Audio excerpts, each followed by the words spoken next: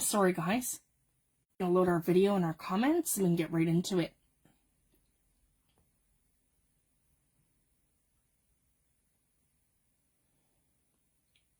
Sorry guys, it's just taking a hot minute. There we go. So I'm finally back. And I want to apologize, guys. I've been sick and my kids are back to school. It's just been a lot in the last few weeks.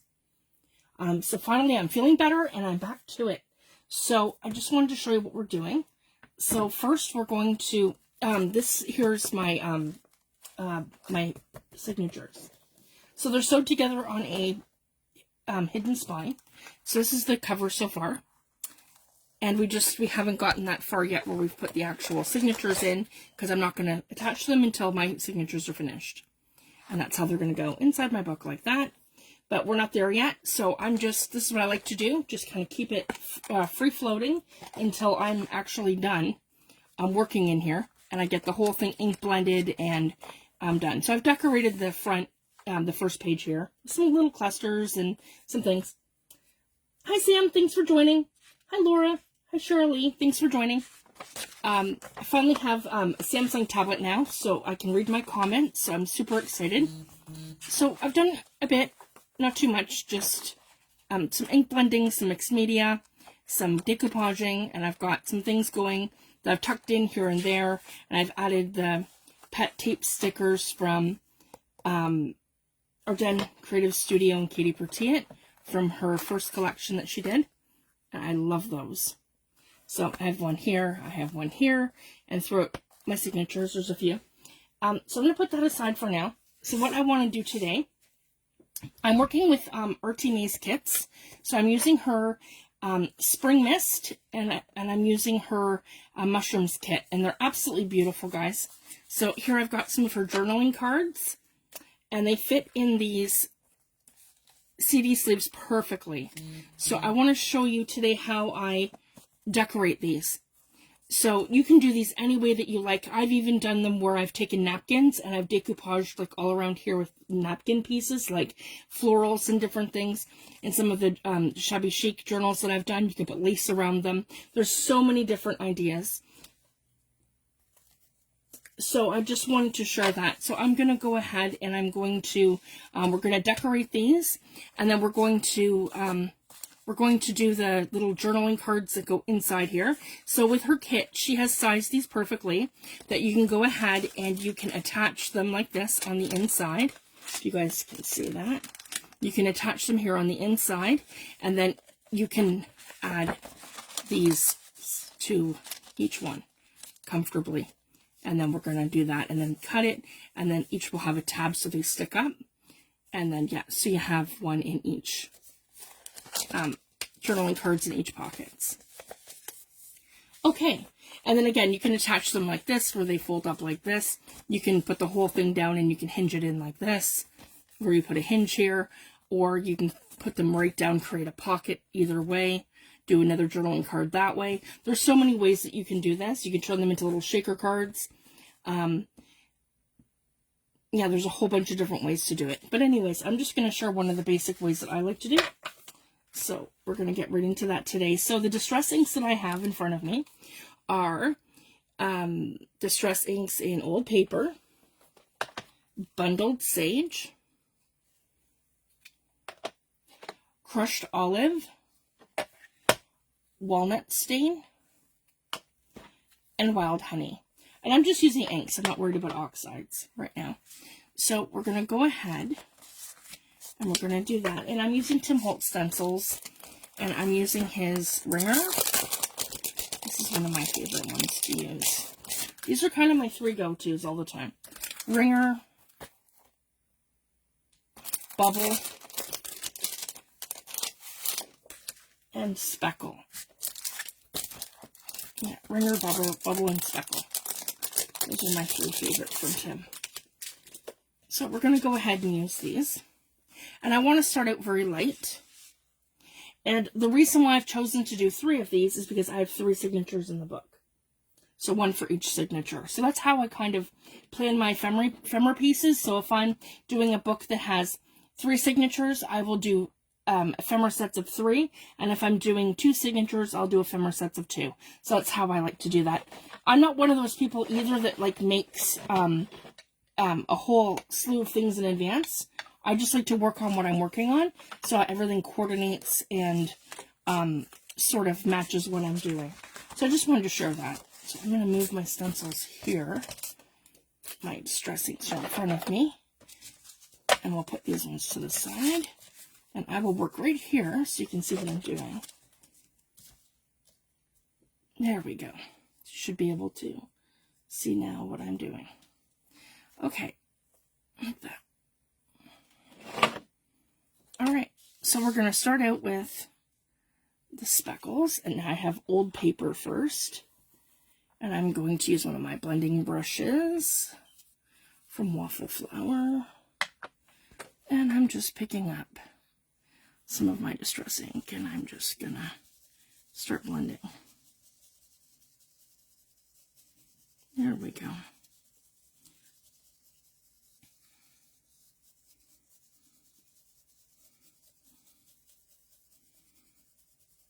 Sorry guys, and it's good to be back.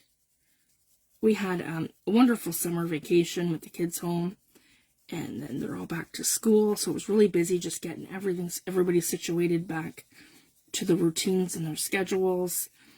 And it took us a little while to adjust too, because we have to get up really, really early.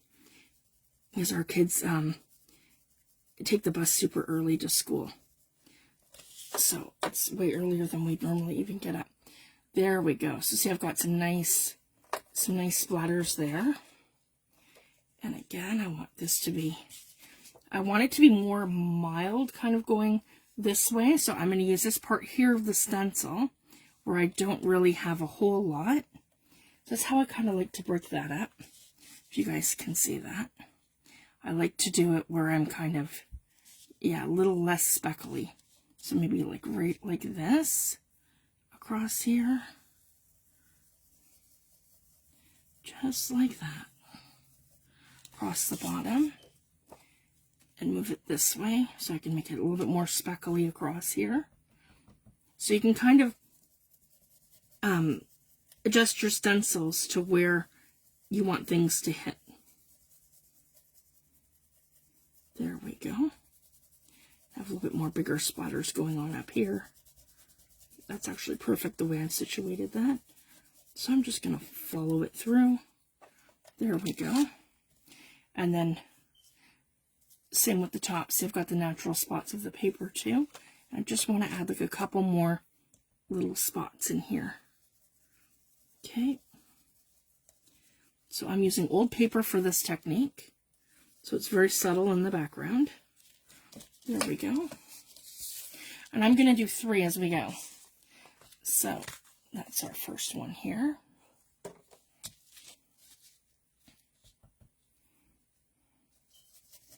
We're going to ink blend these all.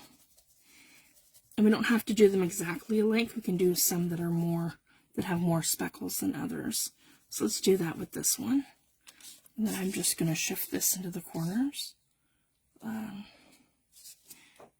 turning it the opposite way and mirroring it over here. So by flipping your stencil over, you mirror what's here. That's another great stencil technique. We're mirroring. Okay. And I'm just getting into all the little nooks and crannies. I love the blending brushes. I can't recommend them enough. They give you more of a soft, yeah, I'm turning it back this way. They'll give you more of a soft, distressed look. And they're easier on your stencils. I find the foam brushes, they catch, if you've got fine stencils or stencils with a lot of intricate design, they'll catch them. So they will actually rip your stencils if you're not careful with that. So you don't risk that with this. And it's just easier to hold your stencil and to just ink blend. I just find it better. So it's my hack that I like. There we go. So I've got nice. So see, they're not the same. Similar, but not the same. in terms of how the speckles are done. So, and then our third one. So this is just our base, because I like to do these in threes, and then we'll do stamping, and I'll show you.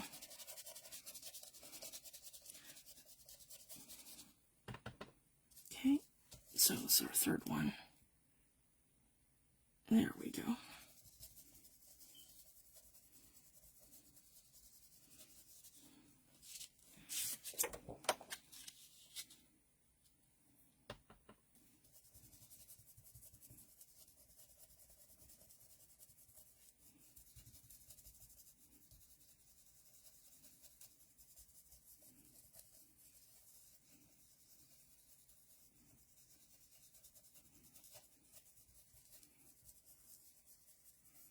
There we go.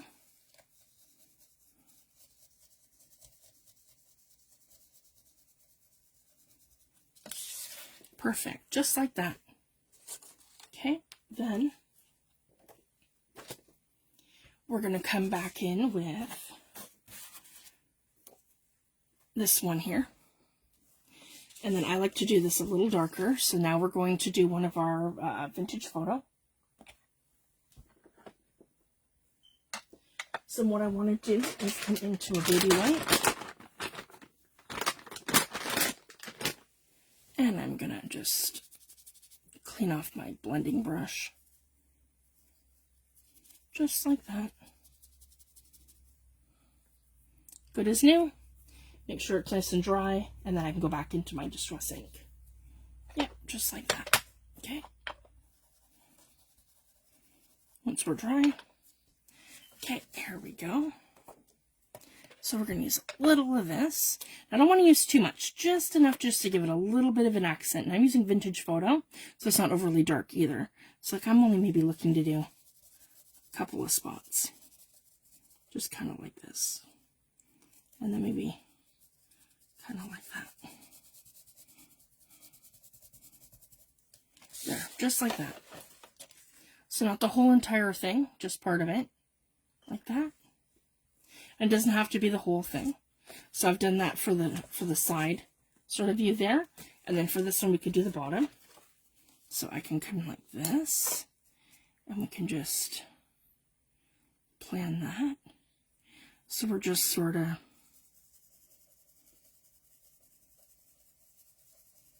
like this. And you don't need much Distress ink for this technique. I'm just using what was already on my brush from that first one over. There we go. So it's just subtle. We can add that. Just gives it that something. Okay. So that one's at the side. And this one will be at the other side. So I just want to pick up a little bit more vintage photo. And we can do that over here. Right about. Let's use the smaller ones here. Yep. Here we go.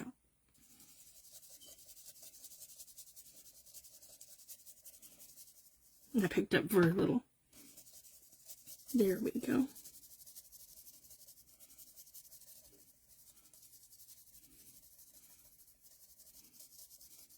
I love the combinations of the greens and the browns for a nature journal.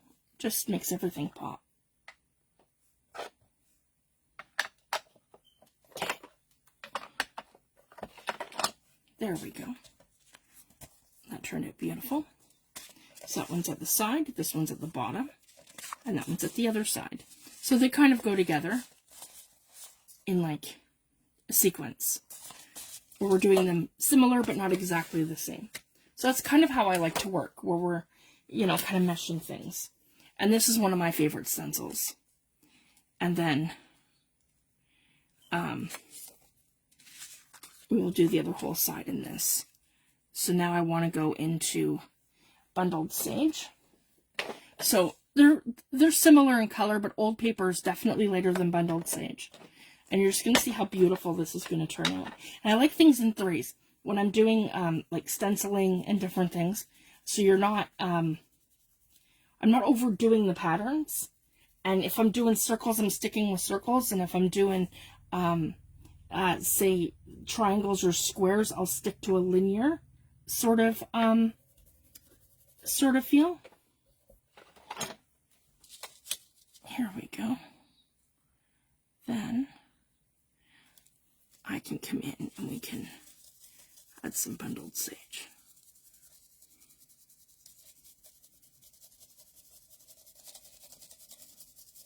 So keep in mind that we don't have an actual background color. We just have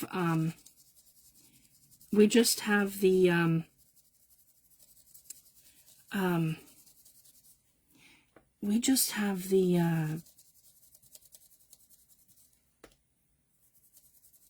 craft sort of paper from the oh my goodness, from the CD sleeve. So I didn't like do a solid background color or anything. It's just the craft stock that's naturally on there. So when I'm doing this, this is kind of filling it in more like a full background. And then what I want to do is turn this around like that. Okay. There. By flipping the stencil over, we can line it up and continue our pattern. That's how I like to use the Tim Holtz stencils. If I want to continue a pattern, I find that just flipping it, and then you can kind of continue. Line it up and continue where you left off. And it doesn't really affect the other inks that we've used. Oops, a little more straight over here. There we go. And I just find the blending brushes to be so nice. You can use very little ink, or you can go very heavy-handed with it.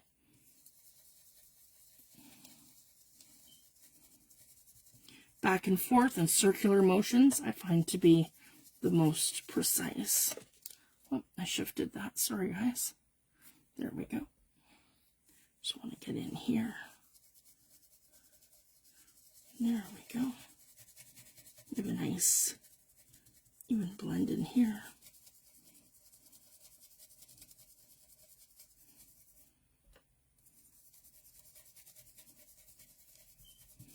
There, and that's perfect. So there's another great example of the 3 different stencils. So they don't all have to be like that. I'm only going to do that with one, and I'm going to leave the other 2. Just to add that little something. Hi, Dagny. Thanks for joining.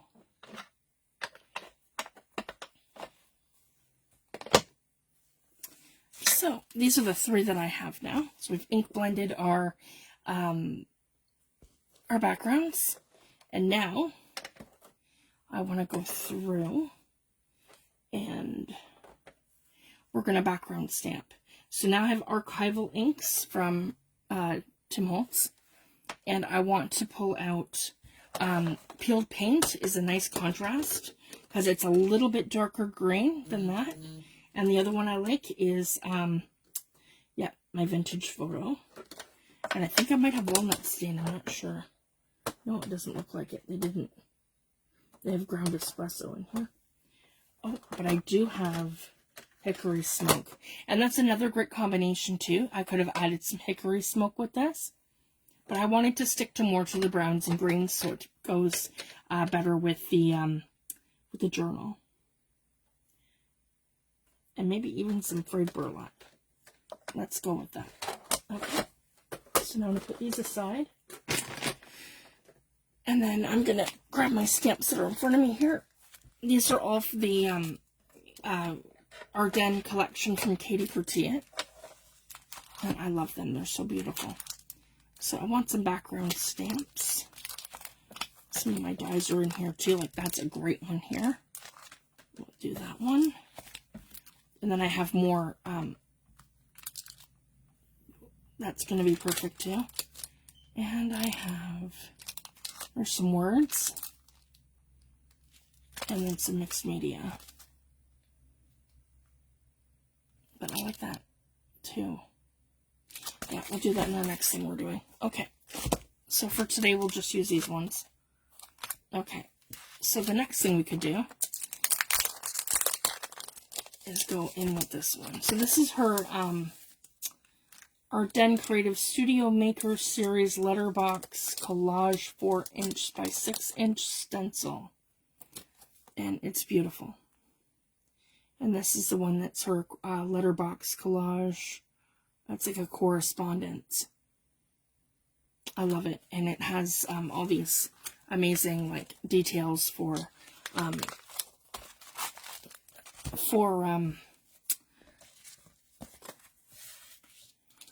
postage. So it's just like that. So maybe that's what we'll do, guys. This one here we'll leave like that because we did that with the circles and kept it kind of circular kind of thing with the that sort of technique there. And then what I want to do here is go a little darker. So we're going back into vintage photo. And then I want to, stencil that right here. Just like that. So to make sure we're nice and straight. Okay, and I'm just going to come in and very dark. I'm going to stencil that.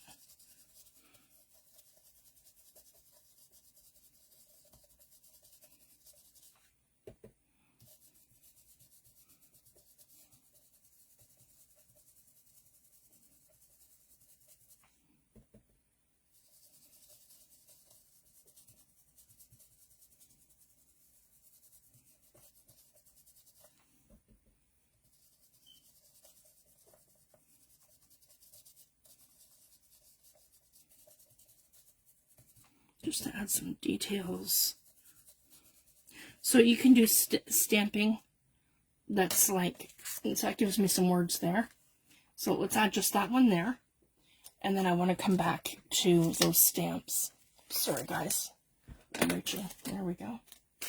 Okay, so now, but I can also go into my distress ink if I want to for stamping. I will show you that. So, and I can also use the archival. So I'll show you the difference. This is great. A little ledger one right here. Okay, this one right here. So these are brand new. So I don't have to put these on a stamping block. Let me show you this.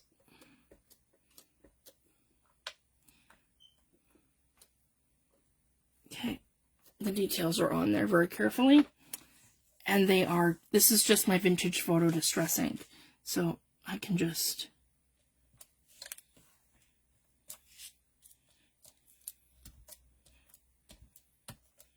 come in like that and add some detail. And we've got like ledger here, like that. So it's very, very subtle. So that's just going in with distress ink. And then we can come in with archival. And I'll show you the difference with that. That's a layer there. And I'm just doing one of these, guys, just going into my archival ink like that. See, it's more saturated now on my stamp because it's archival. And then I can just, but I want to kind of mask this. So if I'm stamping, I just want to make sure that I'm not stamping on my, there we go, see? So I can just come in like that,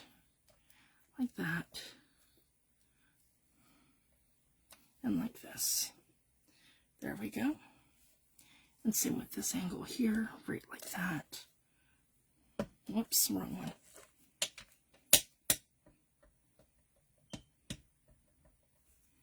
Okay.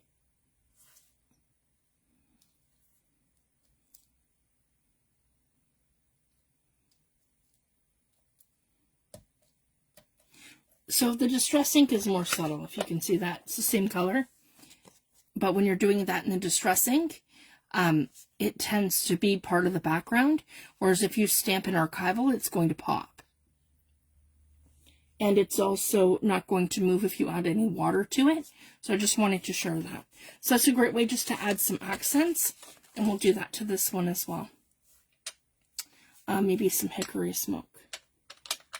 Maybe we'll pick a different stamp. Okay, I've got this one here too. This one's great.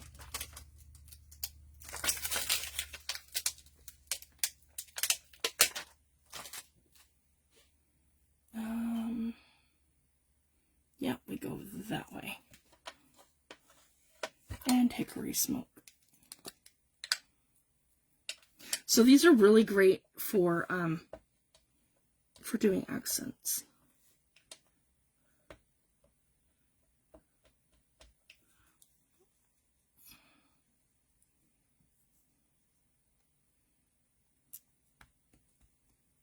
There we go.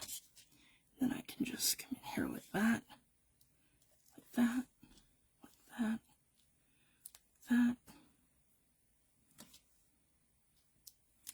Yep. Let's try that again.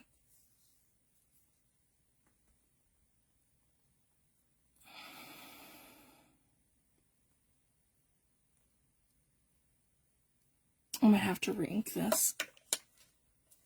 No, that's good. There we go. That's better.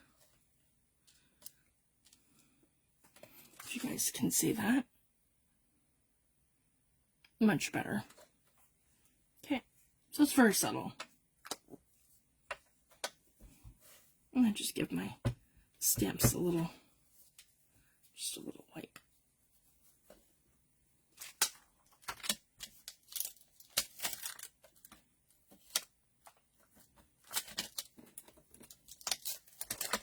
And this one here was the Katie Pertiet Maker Series stamp set 4x6 Artful Ledgers. So yeah, I really love those ones. They're great. And there's little postage stamps here and just little ephemera pieces. Okay, so I'm super happy with this. So this is how I would decorate one of my covers. You can go ahead and you can add like little, if I had like a little mushroom cluster or something that I wanted to put there, I might do that after. But let's just get right into doing the journaling cards. So here we go. I've got the 3. Put that one aside. Yep, I've got 3 in front of me here. And same thing, we don't have to stick to the same palette as the actual kit. We can just come right in, and I love that. So I'm just going to go right in. We're going to add the words across here. There we go. Just to add our own personal touches to these things, because they are so beautiful on their own, but that's kind of the point where we want to add that little bit of personal touch to it. Just to give it that little something. And literally, her kits are so beautiful. Like, that's all you need is just a little something. You don't really need to go, I don't need to go overboard with that. And I might do the same here with this little bit of writing up at the top. And I'm just using Vintage Photo Distressing. I'm not using anything that's too dark. Just to make it look kind of vintage. And I'm being mindful, too, of where her images are on here. So I don't want to cover them up, and I don't want to mud anything either. So I'm just, yeah, going to go kind of around where she's got that mushroom here. So that's going to stick out like that. Like it looks like it's behind it. So it gives it that illusion where you're sending it to the background. If you go around it and not over it. And that's the great thing too about the blending brushes, is that I don't have to mask anything. I can just be very precise as to where and how I'm hitting my stencil. There, just like that. So it looks like it's from the background and I didn't go over top of her mushrooms here. So that's cute. I like that. And I could probably add one of these things, like here, little postage things. And we could do that in Bundled Sage. So we're just doing a different color here. Let's do that. Yeah, and I don't want the whole circle on there. I just want part of it. There we go. So I've pulled this line off here, off my page.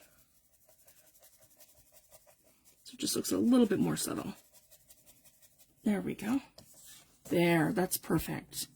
Just like that.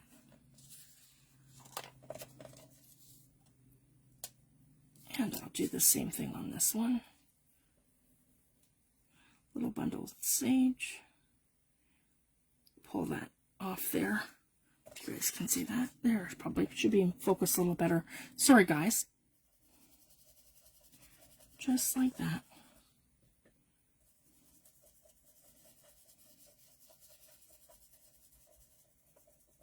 There we go.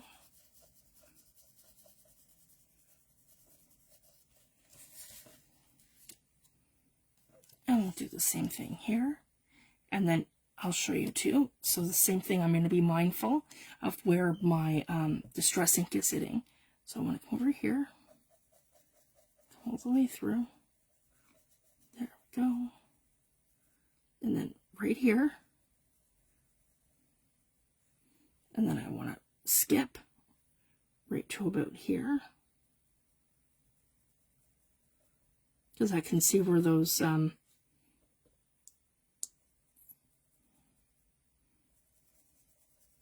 botanicals are hitting. There we go.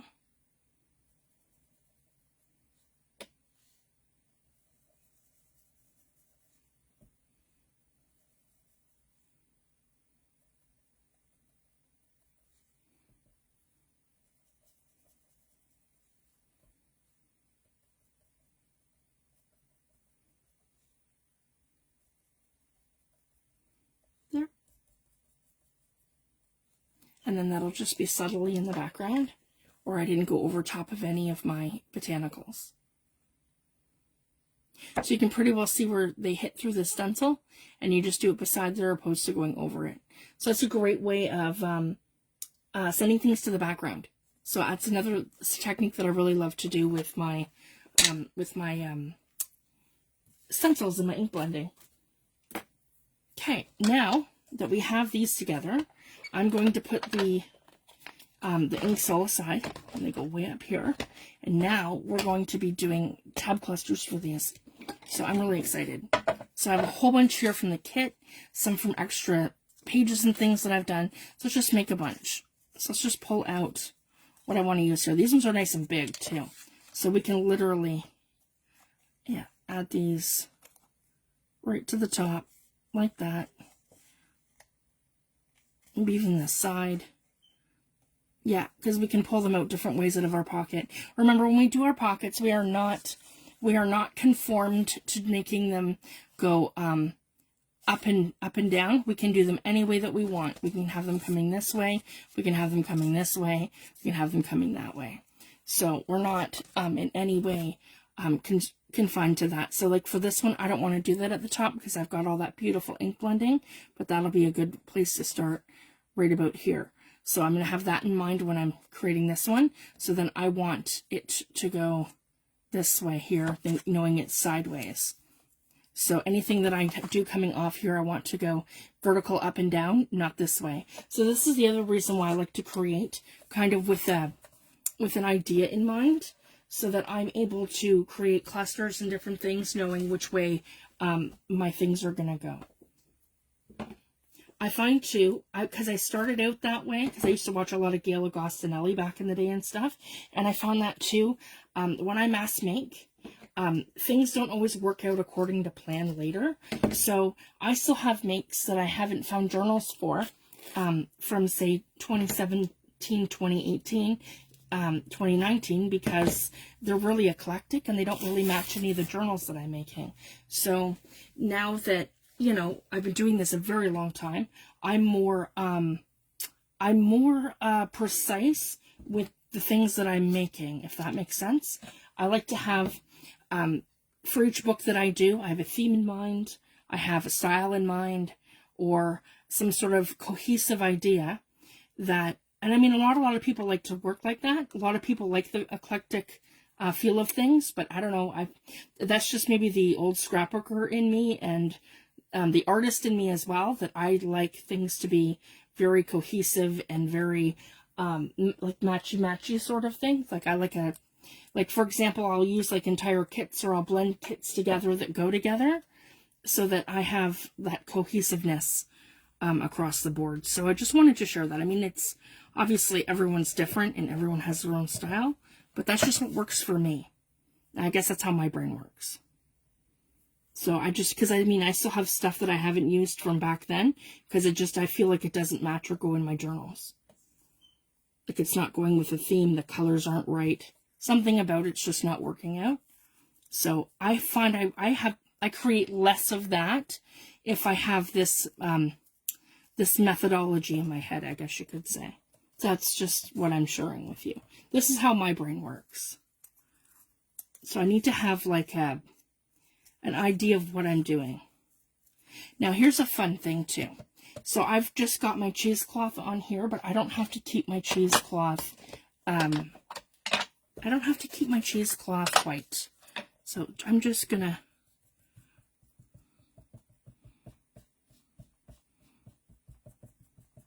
dye it. I don't usually dye my cheesecloth. I do it for each project that I'm doing. Whereas my fabric's a little different. I will go ahead and dye pieces of fabric and stuff, and then I'll heat set it with my heat tool, and then I will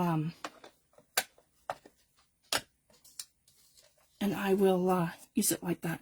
So that's perfect. And I like the little dangly bits that I have going on there. And then in front of me, I have this luscious ripped roll of Seth Apter fabric. This is part of his Live Out Loud collection. And let's see here. I'm thinking that's lovely. Little piece of that, maybe. I think that's it. Yep. Right here. It's very linear too, so we'll get a couple out of this. So I'm just gonna... And this is the other reason why I cannot recommend his stuff enough, because with Seth's ripped rolls, I'm able to use all the bits and pieces that I want from a ripped roll, opposed to having to commit to cutting into a fat quarter. I find when I have to commit to cutting into a fat quarter, it's harder to rip your fabric apart like this. So I can't recommend it enough, getting a ripped roll. It's easier for you to just, it's easier for me to be able to just cut my bits and pieces and use what I'm using, and it just works. Here we go. So I've got little pieces of Seth Apter fabric, and then I can kind of see that's even too big. That's great. I'll probably get 4 out of this. Okay, so we're going to rip that again down the center.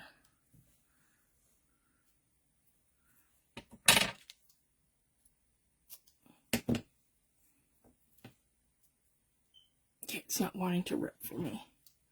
That's okay, because it's very small. That's all right. I can always do this. And I want more of the even edge towards the bottom. Yeah, like that. There we go. So I'm going to go ahead, take my piece here, and go like that. And that's the thing too, once you're junk journaling for a long time, you'll find techniques and things that might work for other people that don't work for you. So there's no right or wrong way. That's why I like to share what I do, because it's not always the same as what everybody else is doing or conventional. So I like to make that point that not everybody's brain works like that, where you can, and a lot of time too, if I don't have a game plan, I'll sit in my room and be like, okay, I've been in here for 20 minutes and I'm not doing anything. Either pull something out, do something, or it's time to leave. So you don't want to end up in that mindset either, where you don't really know what to do, or if you're not being inspired by something. So that's why for me, my inspiration comes from the project that I'm working on. So I want to be more clear about that. Sorry, guys.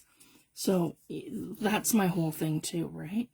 You want to be inspired, and you want to have like a game plan, and I like to know,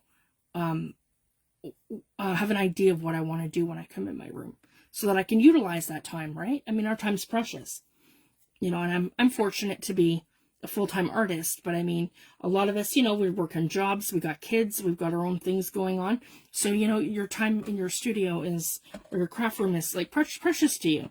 So I just find that it really helps if you have your project that you're working on, or a game plan in mind, like a game plan in mind. So I just wanted to clarify that. There we go, and I'm going to cut this in half. And I have 2 more here too. And we'll just keep going with this. Because we're going to do 3.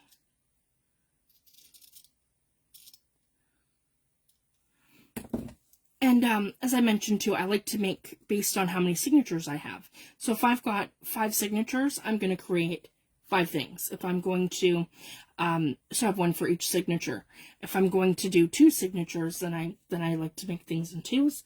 And in this case, I have 3 signatures. That's why I'm making things in 3. So that's how my brain works for that. So that's why I've chosen to do it that way.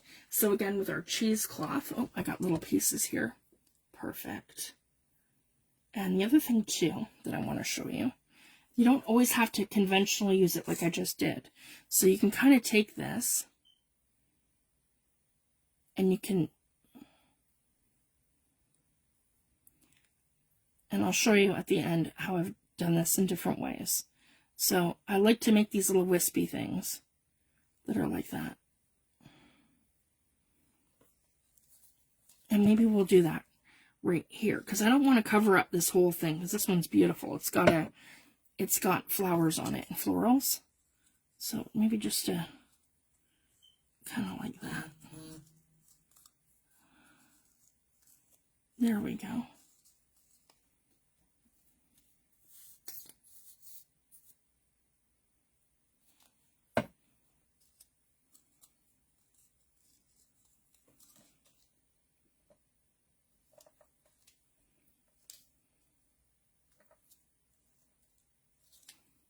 There we go, just like that.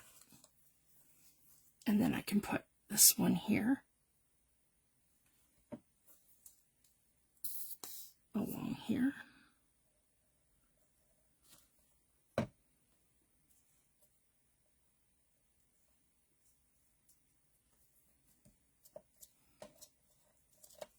Like that.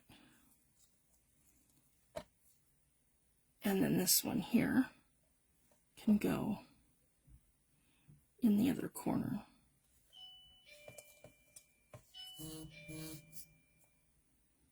Okay. And I will have to come back for a part 2 of this where we finish these up. Because I'm sorry guys, my kids are home. So I have to let them, bring them in. There, just like that. Perfect. So I'm going to leave it at that today, guys. You guys have a fabulous weekend, and I will be back on Wednesday, and we're going to finish up our tab clusters, and we're going to make some little ephemera pieces, and I'm going to show you how I like to layer things. So I will be back on Wednesday. Thanks, everyone. Bye.